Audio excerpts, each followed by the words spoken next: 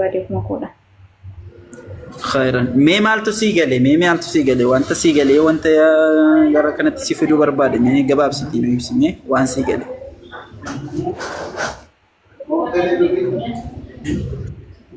Waan baay'ee waan duraan macaafa keenya keessatti hin jirre waan hin beekne baay'ee isaa baradheetiin jira. Baay'ee. Yesuus Kiristoos waaqadha, uumaadha jenneetutti amanaan ture. Baay'ee. Akkuma kanatti barannees jira. Macaafa keenya macaafa marraa immoo Yesuus Kiristoos ani waaqa iddoon ittiin ofiin jedhe hin jiru. Baay'ee. Sababii kana ta'eef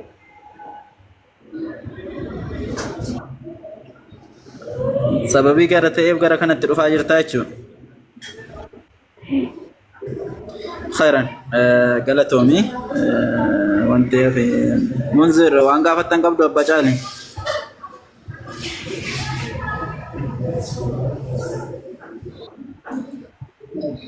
La wanti gaafannu hin jiru bilchaattuudha obsineen yeroo dheeraadhaaf as teessee barachaa turte intala naamusa qabduudha. Waa takka illee waan irraa shakkinu waan qabnu miti. Rabbiin subhaanahu wa ta'ala baga si laaffisee baga see fide.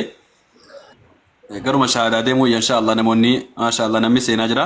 Bareechaa sheerii godhaa simannaa obboleettii keenya bareechaa barakallahu fiikum. Fooloo godhaanii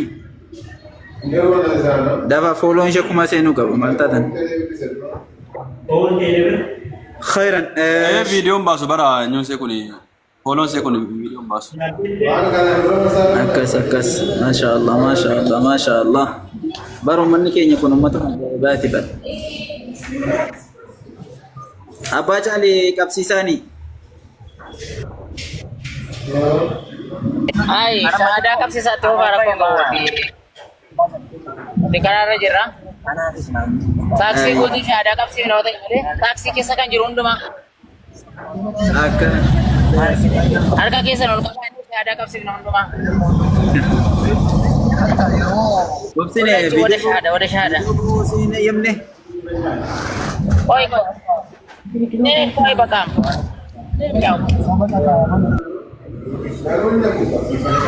Wabsine. Video buuf naam jeteen jiru. Video buuf naam jeteen jiru. Siif hin mijatu? Okay. Khair inshallah. Hayyee. Akkasiin jenna akkasumatti qabatta rakkoon hin jiru. Naa hojii waan an jedhu jedhi gaa Akkasuma taa qabattu qophoofteetta? Mee sagalee kee ol nu fuudhi gaa xiqqoo ishee sagalee kee kaf godhe.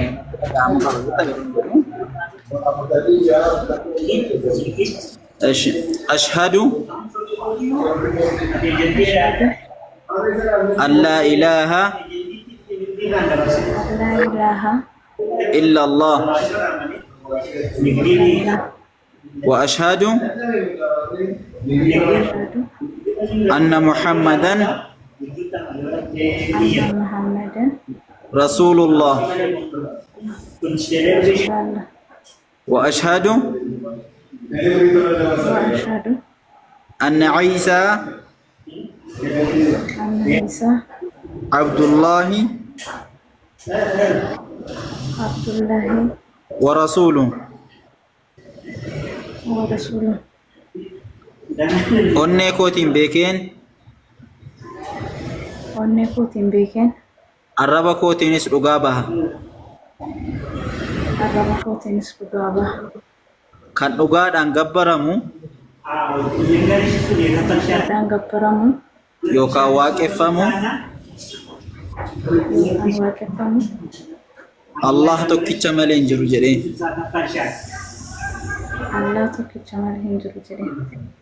Nabiyyi Muhammad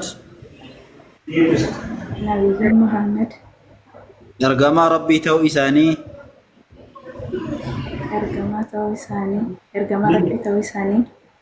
garbicha Rabbii ta'uu isaanii qalbii kootiin beekee arraba kootiinis dhugaa baha.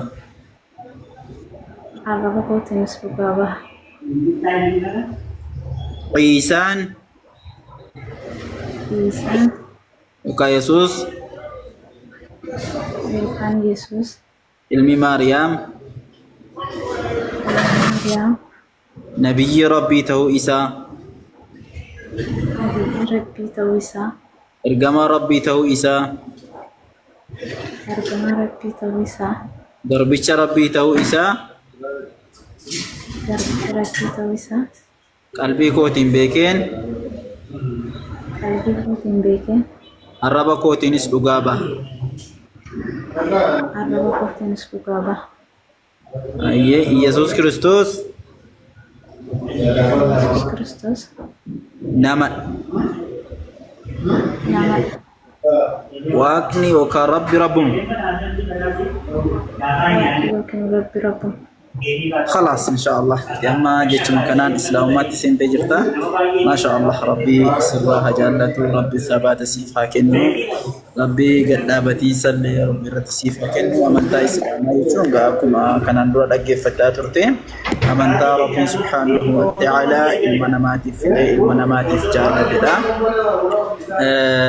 كناف ربي سبحانه وتعالى واني تسيفي دكنا الرجسي هذا بواتي سمو كنون فتشون قبي فتشون برنوتان قبي فتشون واني تي أفتكنا سيران هبنو كل قبي فتشاديمون حريرو ربي كيتي وجنين قبي فتشاديمون سر جراتا ما شاء الله بقى ربي سيف لا في سين كان يرو جنو نموني توكو توكو وان توكو توكو هاسا سر التملا جيجا توكو توكو نمو ترى رقاون كملا وان كان اندرن ايغن سيمو دچون ملا چالنجين كون غوتون إسا أرسا مراس سكفل سيسو ملا كوني مو جابينا كيسي تاو قبا ملي بودت سيدي بسو هنقابو warri azalata waan tokko tokko haasa'ullee akkuma wacuu lafarratti jiraachuun mala namoonni tokko tokko kun jabina sii ta'uu qaba ati uumaa keetti uumama waaqessuu jalaa gara uumaa waaqessuutti dhuftee jirta har'a uumaa tokkicha si uume gara isa waaqessuuttidha kan itti dhuftee jirtu waan ta'eef jabaachuu qabda jecha namaatiif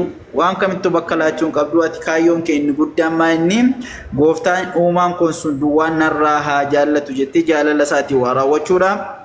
Akkuma Yesuusuu jedhaa ture ani humna koo ani yaada kootiin hin deemu yaada sana ergeetiin hin deema malee jedheeti kan inni onnoodhaa ture kanaaf ati obboleetti keenya gammachuu ati guddaa qabdu amma sa'aatii kanarraa maalidha namni tokko jecha ammati ragaa baateen gara islaamummaatti yoo dhufe jecha ammaatiin cubbuu inni kanaan dura raawwataa ture wanjalli isa kanarraa argamaa ture guutuun isaa sababaa jecha ammaatiin dhiifamaa fi jecha ammaatiin guutuun isaa irraa kufaa isa kana booddee immoo jajjabaachuun sirra ni jiraata kanaan dabalatee maatii keetti illee obbolaa keetti hiriyaa keetti illee naamusa gaarii akhlaaqa gaarii kan kanaan dura caalaa daran itti agarsiisuu qabda waan gaarummaa islaamummaan illee kanuma barsiisti waan ta'eef jabaadhu baga rabbiin si filatee amantaa kee jalqabaatti si deebisiin siniin jedha waltajjii isinitti deebiseera jamaa keenya assalaamu alaykum mee gammee keenya tokkollee achi ol seesisaa jala taa'ee viidiyoo ba'uu qabdi hin sobdi jedha maal nama 100 kan nuti intinii godhaa oolu nama 100 kana duudhaa kan nuti wannoo hennu akkas inshaallah Ndaam viidiyoon nun barbaachisu ndaam kana caalaa sababni isaa garaa murataniiru waan ta'eef amma osoo beekaniiti bara osoo beekanii akkas jedhu wallahi barsiisaa Ahmad obsineedha waa jedha moo daandiirra jirtan Sheikh Hussein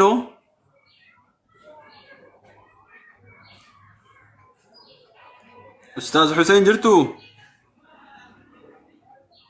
ay seenaa Oromoo isatti baddee dhufte qoy seenaa isa jalaan bu'aati Masha Allah obsine baga Rabbi subhanahu wa ta'ala simil keesse baga Rabbiin waan nuti sii fi namoota si fakkaatan hedduudhaa fi hawwaa turre Rabbiin subhanahu wa ta'ala guyyaa kanaan gahee nullee agarsiise sillee baga Rabbi si agarsiise baga Rabbiin islaamummaa amantii dhalootaadhaa kan guyyaa keessa namni irraa nama garagalchu amantii Rabbi bukkeetti najaa nama baaftu abidda Rabbi jedha amantii Rabbiin bukkeetti jannata namaaf kennuudhaaf sababa taatu amantii islaamummaadhaa baga Rabbiin sii kenne baga Rabbi si milkeessee baga gammaddee gammachuun kee gammachuu keenyadha waa hunda caalaa ammoo yeroo hundumaadhaa galee shahaadaa jala teessee waan dhaggeeffattuuf wanti haaraa godhee wanti sitti himu hin jiru. Ustaadni illee dubbatanii kaanii nama hedduutu qalaa namatti guuraa nama hedduutu ammallee akkuma amma jedhaa jiranii boodallee numa jedhanii ati deemsuma kee qaxxalii deemsuma kee itti fufii namni waan jedhe haa jedhu namni waan haasa'e haasa'u dhugaa rabbiin sii kenne kana rabbiin sii fi nama ati jaallattu hundumaaf illee rabbiin kennee istiqaamaa irratti kennee fi hunduma keenya warra guyyaa qiyaamaa itti milkaa'u rabbiin waa taasisu rabbi gadhaabbii siif haa kennu sabata godhadhu waa hunda caalaa immoo barumsa irratti jabaadhu. Islaamummaan akkuma beekamu barumsa barbaachisa waa hubachuu nama gaafata diiniin kun akkuma yeroo hunda argaa jirtu amantiin islaamaadha amantii ragaa irratti hundaa'ee kan ofii barsiisuu bira darbee akkasuma hawaasa wallaalummaadhaan ofii isaatii of dhamaasaa jiru barsiisaa jirudha waan gaafatame hundaaf illee deebii ta'aa jirudha akkuma duraan gaafachaa turte dubbiin holollee bakkeedhaa oofamuu fi islaamummaa keessa wanti jiru adda akka ta'e illee bareechitee hubattee jirta.